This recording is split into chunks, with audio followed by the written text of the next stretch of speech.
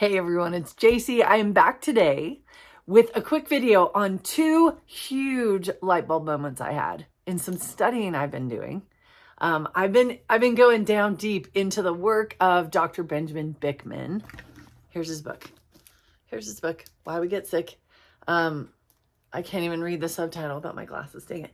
The Hidden Epidemic at the Root of Most Chronic Disease and How to Fight It. So he's also blowing up on Instagram. He offers such good content. And the light bulb moments came from a couple of YouTube videos I've been watching. But here's the thing. I've learned through years of coaching that most people are like, listen, I don't have time to read the book. I don't want to go watch all the YouTube videos. Just boil it down for me. So that's what I'm doing. If you want to do all that, I'll put the links below. But here's number one. Guys, this was big. I've been studying this for a long time, but the way he said it, I was like, oh, that has to be in a video.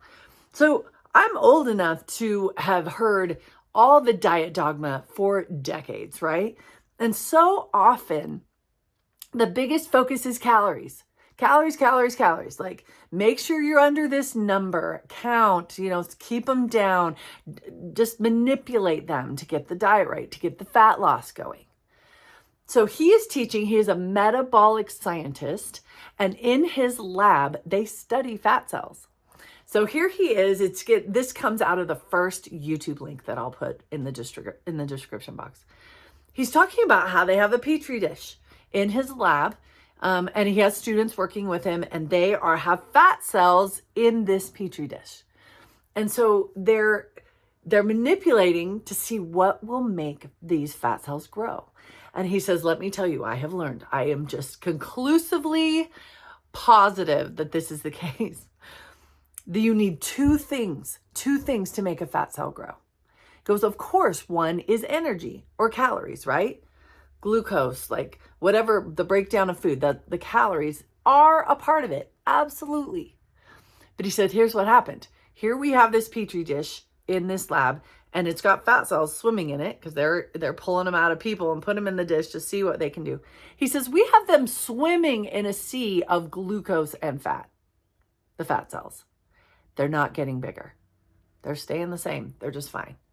Glucose everywhere. Isn't that the theory? High calorie, the fat cells just get big. But he says, you got to have a second factor or they won't grow. The second factor that must be present for a fat cell to grow is insulin.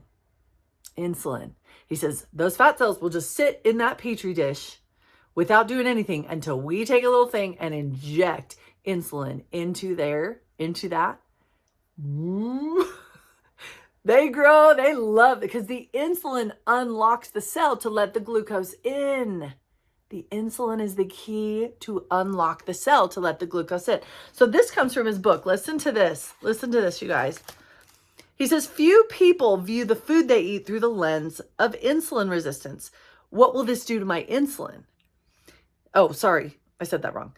What will this do to my insulin isn't often the question. Overwhelmingly, people ask themselves, what will this do to my weight? There is no doubt that the food we eat matters, both how much and what kind. As important as calorie number may be, caloric type is equally important because it's the type of calorie, whether from fats, proteins, or carbohydrates, that through hormones tells the body what to do with the calories. So this has been my life the past several years. I've been shifting. Instead of what will this calorie do to my weight, what will what I'm eating do to my insulin? And so you may go, wait, I don't know. What foods spike your insulin?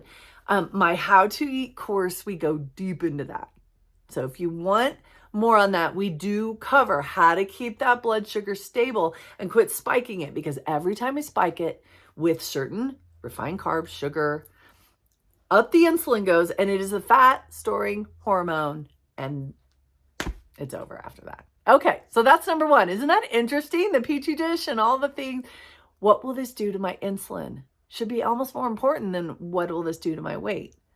What kind of calorie is it, and how will it spike or not spike my insulin? Okay, second thing I learned from him is I have been having a conversation with my daughter, who is also in this space. She's a nutrition major, graduated. And we've been talking a lot about cortisol, which is a stress hormone. So when you're under a lot of stress, your body releases cortisol and epinephrine, adrenaline. But we're going to focus on cortisol for a minute, because she has been under a ton of stress. And we've been reading the effects of cortisol on weight. Because you would think, well, it's a stress hormone. What does that have to do with weight? So here I am reading in his little book. And all of a sudden I come across a section where he talks about how cortisol, so if you have cortisol in the body and insulin in the body going at the same time, insulin is trying to take the glucose out of the blood, right? Insulin's trying to take it out of the blood and store it. It starts by storing it in the liver and the muscles, but then when it runs out of storage, there are fat cells. Insulin's like, fat cells, okay, that's my storage. So that's insulin's job. Cortisol does not want the glucose to come out of the blood. It wants the blood sugar to go up, because cortisol is saying, you're under stress. You need lots of energy available to handle this stress. So they're fighting against each other. So cortisol is trying to keep that blood sugar high. And guess what he said? He said, when you have that battle going on and your cortisol is super high, cortisol will always win over insulin and keep that blood sugar high. So there is a correlation between chronic stress, when you are not stress every once in a while. That's normal. The body is made to have the release of cortisol, and then it goes down and we've handled the stress and we're fine. We're talking about chronic stress where you are in fight or flight pretty much all the time. And so cortisol is just all running all over your body all the time. There's a correlation with an inability to lose weight, because that cortisol is trying to keep your blood sugar high. I never realized that's why chronic stress plays such a role in not being able to lose weight. I remember reading from another naturopathic doctor I love in another video, and I'll link this below, Dr. Will Cole. He has a whole chapter that says chronic stress is the new junk food, and I've talked about that. About how people can be eating, he says, in my clinic, they can be eating great diet, exercising, taking all the supplements. But if they're in chronic stress, sometimes the weight won't release. He said, I've seen until they quit that toxic job or get out of that toxic relationship that's causing such an overload of stress, their body won't shift. And now, because of my little book, I'm like, oh, of course. It's because cortisol tries to keep the blood sugar up, tries to keep the glucose high in the bloodstream. Maybe that's not interesting to you, but there's so many more factors to weight gain and obesity and why the body holds on to weight than just counting calories. We've been doing it that way for so long, and then people are like, nothing's happening. Look at your insulin. Are you eating in a way to keep it low, to keep it balanced? And if you don't know how, look at my How to Eat class. And then, are you chronically stressed? Are you in fight or flight? Are you in Mach 10 all the time? Just go, go, go, go, go, go. Do you ever let the body come out of that state and get those stress hormones down and get calm and let the body recover to keep your blood sugar more balanced? Truly, all of these pieces play a role. But I thought you might think that those two things were interesting. They were fascinating to me because I think it changes the game a little bit. So if you want to learn more, check out the description box below. I'll put a ton of links if you want to geek out like I do. But I hope this helps your health journey and that you keep learning and have a great week.